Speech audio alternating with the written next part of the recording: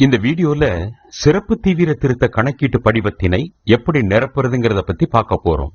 முதல்ல இந்த ஃபார்மோட மேல் பகுதியில உங்க வாக்குச்சாவடி நிலை அலுவலர், அதாவது BLOவோட பெயர் மற்றும் மொபைல் எண் இந்த இடத்துல இருக்கும். இந்த ஃபார்மை ஃபில் பண்ணும்போது ஏதாவது உங்களுக்கு டவுட்ஸ் வந்தா அவங்களுக்கு கால் பண்ணி நீங்க கேட்டுக்கலாம். இந்த படிவத்தோட மேல் பகுதியின் இடதுபுறம் பாத்தீங்கன்னா வாக்காளரின் பெயர், அவரோட வாக்காளர் புகைப்பட அடையாள அட்டை எண், முகவரி மற்றும் அவருடைய பெயர் வாக்காளர் பட்டியல்ல எந்த சட்டமன்ற தொகுதியில, எந்த பாகத்துல, எந்த வரிசை எண்ல இருக்கு அப்படிங்கிற விவரம் ஏற்கனவே நிரப்பப்பட்டிருக்கும். அதோட படிவத்தின் வலதுபுறம் அவருடைய போட்டோவும் பிரிண்ட் ஆகி இருக்கும். வாக்காளரோட போட்டோ பக்கத்துல அவருடைய தற்போதைய போட்டோவை ஒட்டுவதற்கு காலி இடம் கொடுக்கப்பட்டிருக்கும். அதுல அவருடைய புதிய போட்டோவை ஒட்டணும். அதுக்கப்புறம் இந்த படிவத்தை வாங்கிய அத்தனை வாக்காளர்களும் முதல் பகுதியில அவர்களுடைய விவரங்களை நிரப்பணும். அதாவது பிறந்த தேதி, ஆதார் எண், விருப்பம் இருந்தால் கைபேசி எண், தந்தை அல்லது பாதுகாவலரின் பெயர், அவங்களோட வாக்காளர் புகைப்பட அடையாள அட்டை எண் இருந்ததுன்னா அதையும் எழுதலாம். தாயாரின் பெயர், அவங்களோட வாக்காளர் புகைப்பட அடையாள அட்டை எண் இருந்ததுன்னா அதையும் எழுதலாம்.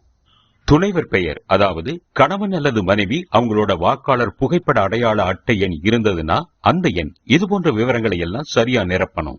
அடுத்ததா கீழே இடதுபுறம் உள்ள இரண்டாவது பகுதி, அதாவது முந்தைய சிறப்பு தீவிர திருத்தத்தில் வாக்காளர் பட்டியலில் உள்ள வாக்காளரின் விவரங்கள் அப்படின்னு இருக்கிற பகுதியில அந்த வாக்காளர் அவருடைய பெயர் 2002 அல்லது 2005 வருட சிறப்பு தீவிர திருத்தத்தில் தயார் செஞ்ச வாக்காளர் பட்டியல்ல இருந்தா அந்த பகுதியில கேட்கப்பட்ட விவரங்களை நிரப்பணும். அதாவது வாக்காளர் பெயர் அப்படிங்கிற இடத்துல அவருடைய பெயரை எழுதணும். 2002ல அவருக்கு வாக்காளர் புகைப்பட அடையாள அட்டை எண் இருந்துச்சுன்னா அதோட நம்பர், அப்புறம் உறவினரின் பெயர் என்ற இடத்துல அவருடைய அப்பா, கணவர், பாதுகாவலர், இப்படி அவருக்கு பொருத்தமான உறவினரோட பெயரை எழுதி கீழே உள்ள உறவு முறையையும் எழுதணும். அடுத்து 2002 அல்லது 2005 சிறப்பு தீவிர திருத்தத்தின் போது அவர் எந்த சட்டமன்ற தொகுதியில இருந்தாரோ அந்த தொகுதியுடைய பெயர், எண் மற்றும் அந்த வாக்காளரோட பாகம் எண், அதாவது பூத் நம்பர், வாக்காளர் பட்டியல் அவரோட வரிசை எண் ஆகியவற்றை எழுதணும். ஒருவேளை அந்த வாக்காளரோட பெயர் 2002 2005 வாக்காளர் பட்டியல்ல இல்ல, அப்ப என்ன செய்யறதுன்னு அடுத்து பார்ப்போம். 2002 2005 வாக்காளர் பட்டியல் அவர் பெயர் இல்லைன்னா அவரால் இரண்டாவது பகுதியை நிரப்ப முடியாது.